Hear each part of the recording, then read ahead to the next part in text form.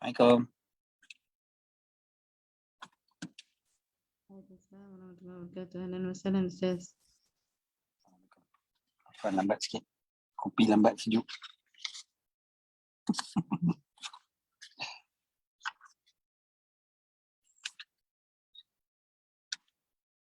Hadis nombor 4. Untuk bab sabar. Hadis nombor 28. Total. Bismillahirrahmanirrahim. Alhamdulillah. Salatu wassalamu ala sayyidina wa habibina Rasulillah wa ala alihi wa sahbihi wa wala. Subhanaka la ilma lana illa ma 'allamtana innaka antal alimul hakim. Allahumma inna nas'aluka as-sidqa fil qawl wal ikhlasa fil 'amal. Allahumma amin, amma ba'd. Alhamdulillah, syukur pada Allah SWT wakil kita, dan kita terus baca hadis kita yang keempat daripada bab sabar. بسند متصل الإمام النووي رحمه الله ونفعنا به في الدارين آمين. قال: وعن أنس رضي الله عنه قال: لما ثقل النبي صلى الله عليه وسلم جعل يتغشاه الكرب فقالت فاطمة رضي الله عنها: وكرب أبتاه. فقال: ليس على أبيك كرب بعد اليوم. فلما مات قالت: يا أبتاه أجاب ربا دعاه. يا أبتاه جنة الفردوس مأواه. يا أبتاه إلى جبريل ننعاه. فلما دفن قالت فاطمة رضي الله عنها: أطابت أنفسكم أن تحثوا على رسول الله صلى الله عليه وسلم التراب. Daripada Sayyidina Anas radhiyallahu ta'ala anhu, beliau berkata, apabila semakin sakit, semakin berat kesakitan Nabi sallallahu alaihi wasallam,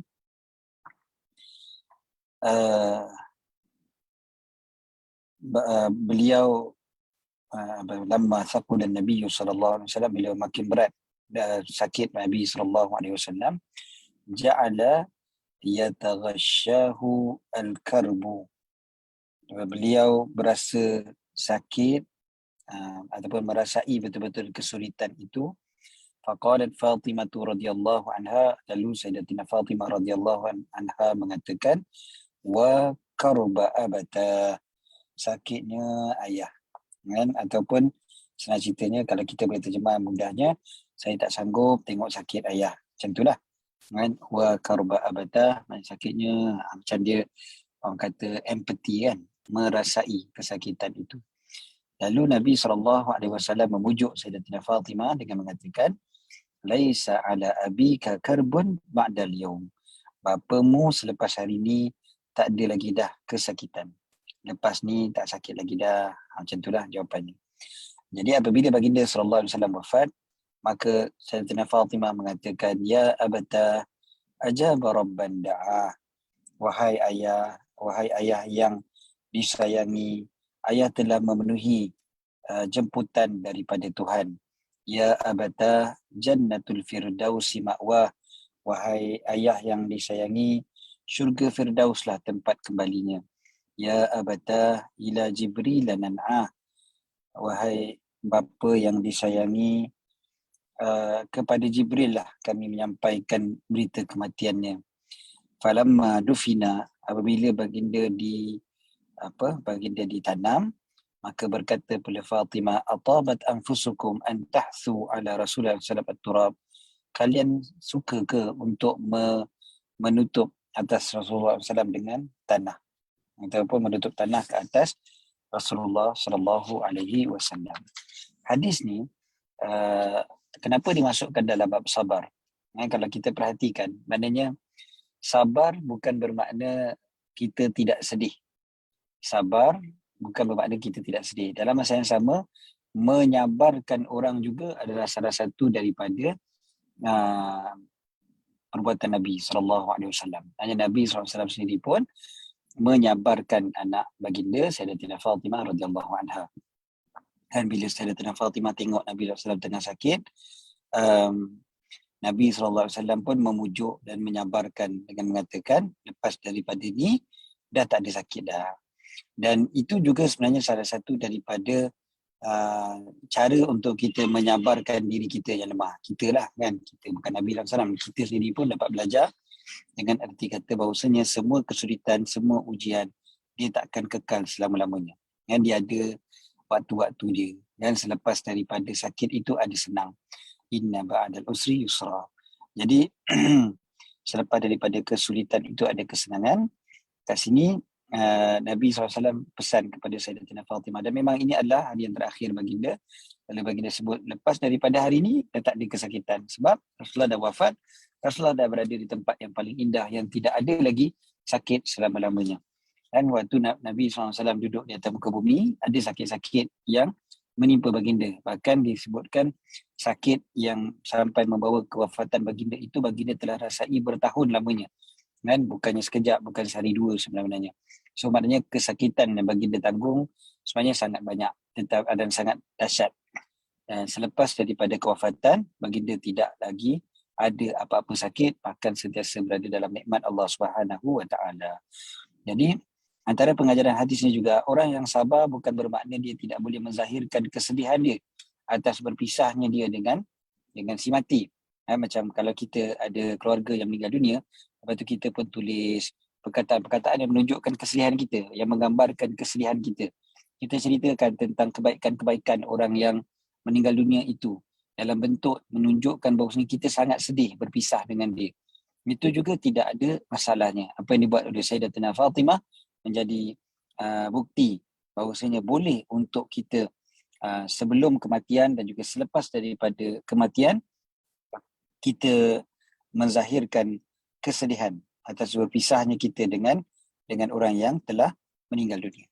Dan kemudiannya begitu juga kata-kata Sayyidatina Fatimah bila beliau sebut, kalian okey ke atabat anfusukum, adakah jiwa kalian tenang apabila kalian dah menutup debu tanah ke atas Rasulullah SAW. Bukan maknanya Sayyidatina Fatimah bangkang orang tanam Rasulullah SAW, tetapi itu lebih kepada menunjukkan betapa sedihnya Sayyidatina Fatimah dan atas apa yang berlaku. Dan selain daripada itu, antara pengajaran daripada hadis ini juga adalah sabarnya Rasulullah SAW dengan kesakitan. Jadi betapa banyaknya kesakitan yang menimpa baginda SAW, tapi baginda seorang yang sangat-sangat sabar. Dengar ke suara? Dengar. Sebelah macam dah sebelah dah habis bateri. Kabut je lah. Alright. Tak apa, sebelah je pun cukup. Okey, kita pergi pada hadis yang berikutnya.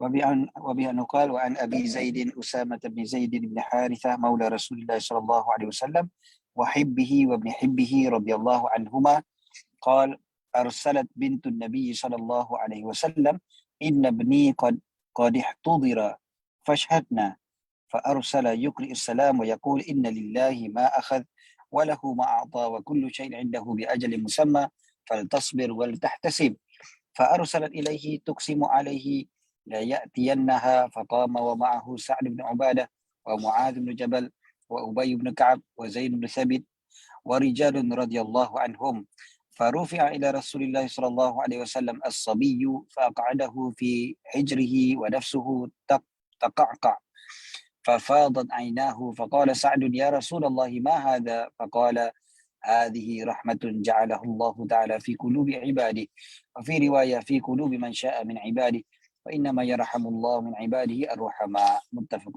عليه ومعنى تقعقع تتحرك وتضطرب. Okey, Sayyidina Usamah bin Zaid Abi Zaid Usamah bin Zaid bin Harithah maula Rasulullah SAW, yang kita boleh sebutkan anak angkat kepada anak kepada Rasulullah, anak angkat kepada Rasulullah SAW, yang merupakan anak kepada anak angkat Rasulullah SAW. Biasanya kita terjemahkan begitu, ataupun seorang yang sangat disayangi oleh ataupun sangat dikasihi oleh Rasulullah SAW, anak kepada orang yang sangat dikasihi oleh Rasulullah SAW, iaitu Sayyidina Zaid bin Harithah. pembantu Rasulullah SAW, Sayyidina Zaid bin Harithah. Sayyidina Usamah adalah anaknya yang juga membantu Rasulullah SAW. Ni dua-dua orang yang sangat istimewa di hati Rasulullah SAW. Dua-dua kan hebat sangat, bapaknya dan juga anak, dua-dua menjadi orang yang paling disayangi oleh Rasulullah SAW. Jadi apa kata Sayyidina Usamah bin Zaid? Sayyidina Usamah ni sahabat yang muda. Beliau kata satu ketika dihantar oleh anak Nabi SAW, maknanya diutuskan anak Nabi SAW. Anak Nabi kat sini maksudnya Zainab, Sayyidatina Zainab. Sayyidatina Zainab hantar seorang utusan pergi bertemu dengan Nabi SAW, bapa beliau, untuk memberitahu kepada baginda, inna bni qad ihtudira fashhadna. Kata bahawasanya anak saya hampir meninggal dunia, maka datanglah melihatnya. Lalu Nabi SAW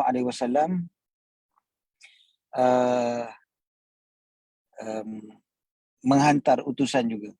Nabi SAW menghantar utusan, lalu berkata ataupun bagi tahu kepada utusan itu untuk menyampaikan salam baginda, lalu sampaikanlah kepada Zainab, kepada Sayyidatina Zainab, inna lillahi ma akhadh wa lahu ma ata.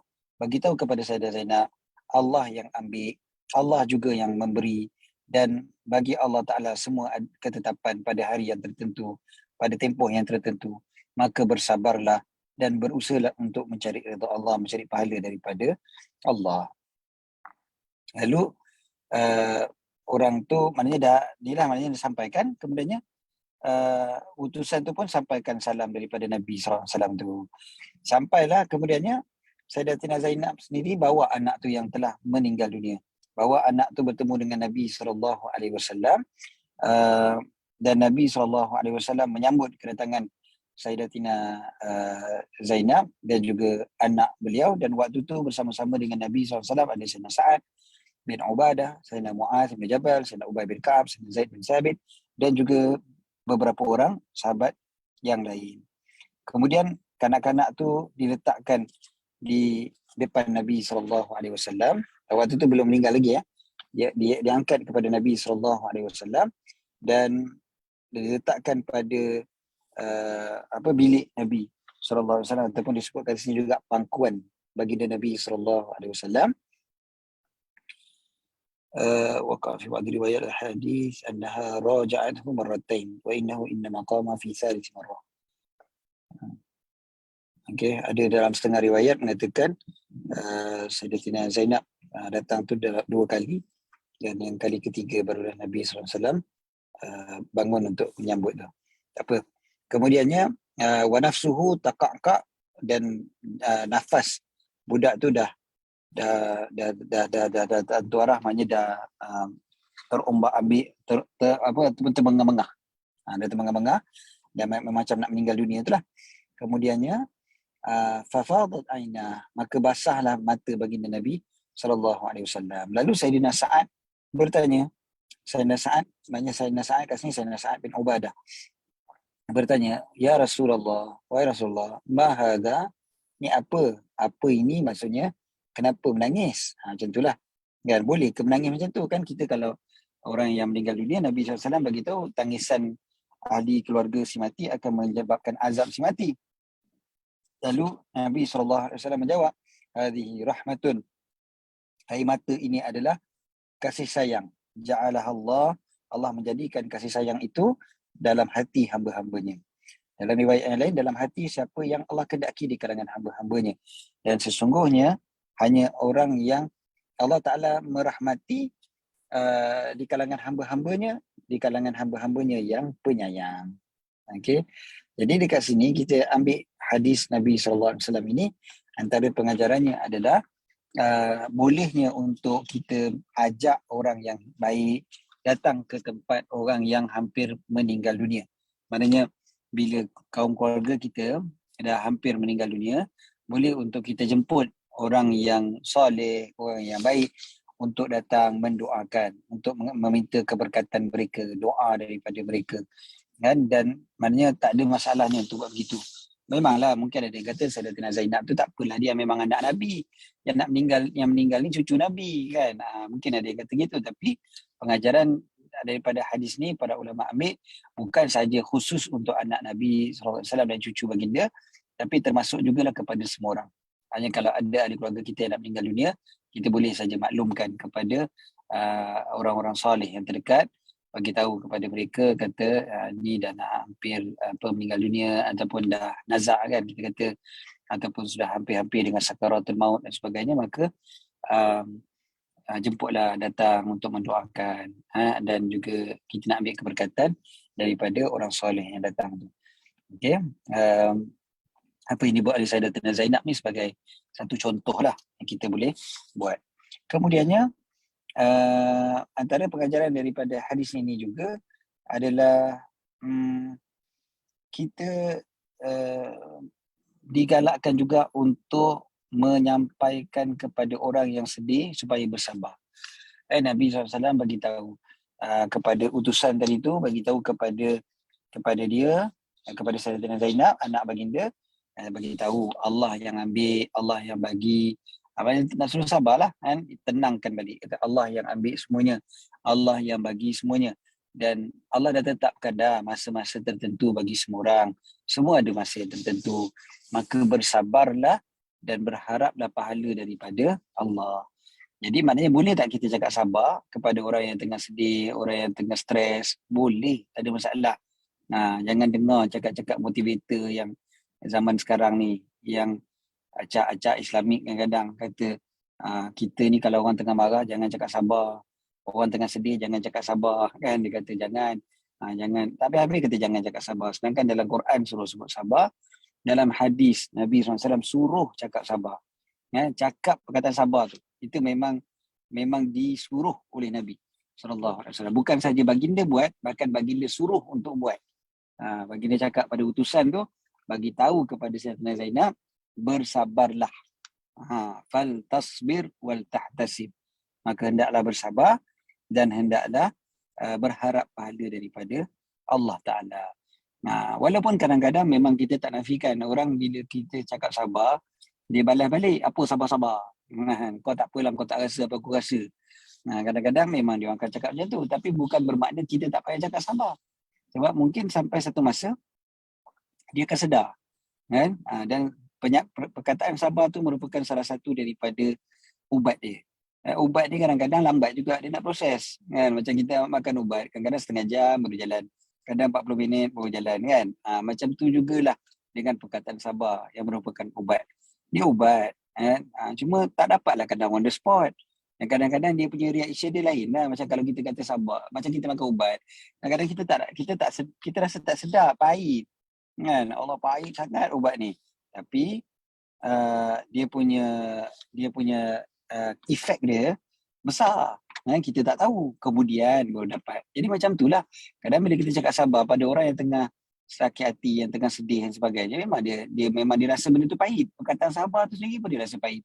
Itu yang dia balas balik tu. Kau tak rasa tak apa lah, kau senang lah cakap sabar, kan? Betul. Tapi nantinya dia dah tenang-tenang, kan, barulah perkataan sabar itu akan masuk dalam jiwa dia dan dia akan diubati, kan? Jadi Nabi SAW sendiri pesan supaya sebut sabar kepada orang yang dalam keadaan kesedihan. Sayyidatina Zainab dalam keadaan kesedihan, anaknya hampir-hampir meninggal dunia. Okey, kemudiannya selain daripada itu, antara pengajaran daripada hadis ini adalah menangis, kan? Menangis itu sendiri boleh, tidak ada masalah. Menangis pada bila kita melihat kepada kesedihan satu benda yang menyedihkan kita serta kematian, tak ada masalah. Menangis atas kematian tidak ada masalah. Bukan seperti mana disangka oleh sebahagian daripada orang kita, kata tak boleh menangis langsung, air mata tu langsung tak boleh mengalir.